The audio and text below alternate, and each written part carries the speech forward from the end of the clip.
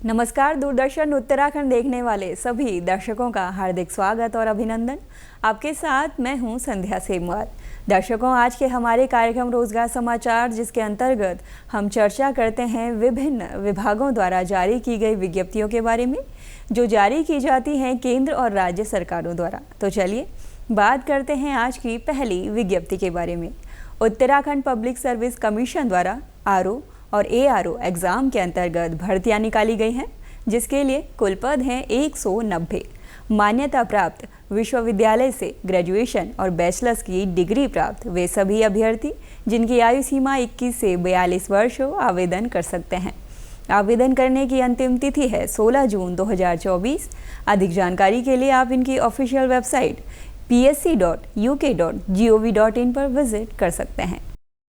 Integral coach factory Chennai द्वारा act apprentice के पदों पर भर्तियां निकाली गई हैं, जिसके लिए कुल पद हैं 1010।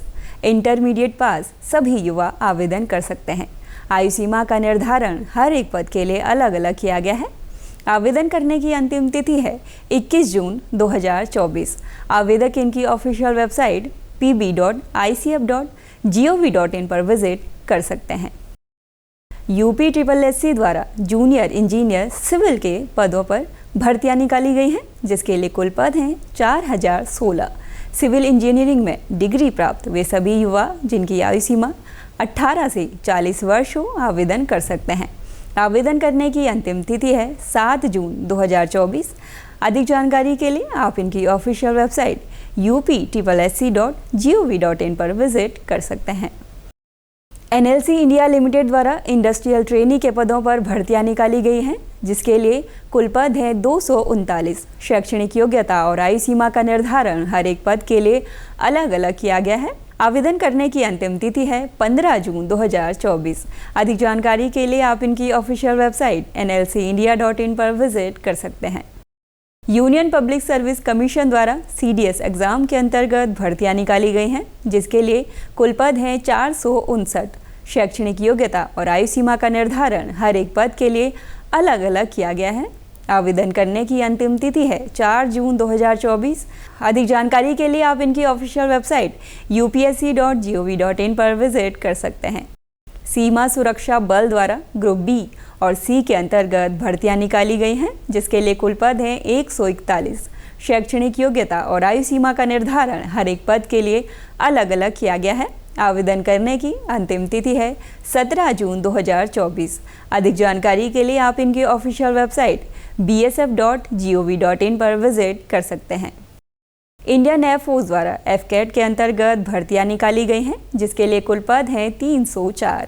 शैक्षणिक योग्यता का निर्धारण जल्द ही किया जाएगा।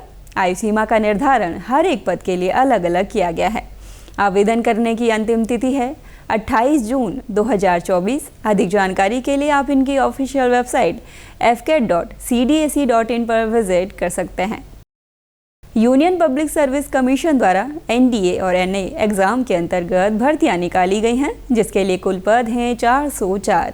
शैक्षणिक योग्यता का निर्धारण हर एक पद के लिए अलग अलग किया गया है।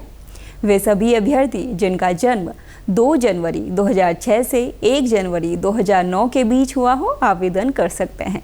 आवेदन करने की अंतिम तिथि है 4 जून 2024। अधिक जानकारी के लिए आप इनकी ऑफिशियल वेबसाइट upsc.gov.in पर विजिट कर सकते हैं। इंडियन एयरफोर्स द्वारा ग्रुप Y के अंतर्गत एयरमैन के पदों पर भर्तियां निकाली गई हैं। शैक्षणिक योग्यता और आयु सीमा का निर्धारण हर एक पद के लिए अलग अलग किया गया है। रैली के लिए अंतिम तिथि है 12 जुलाई 2024। अधिक जानकारी के लिए आप इनकी ऑफिशियल वेबसाइट airmanselection.cdac.in पर विजिट कर सकते हैं। इंडियन आर्मी द्वारा टेक्निकल एंट्री स्कीम के अंतर्गत भर्तियां निकाली गई हैं।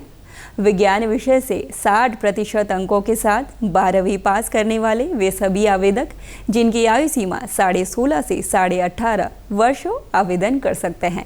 आवेदन करने की अंतिम तिथि है 13 जून 2024। आवेदक इनकी ऑफिशियल वेबसाइट joinindianarmy.nic.in पर विजिट कर सकते हैं। तो दर्शकों, ये थी आज की हमारी रोजगार से संबंधित कुछ विज्ञप्तियाँ। उम्मीद करते हैं आज का हमारा ये अंक आपके भविष्य को लेकर जानकारीप्रद होगा।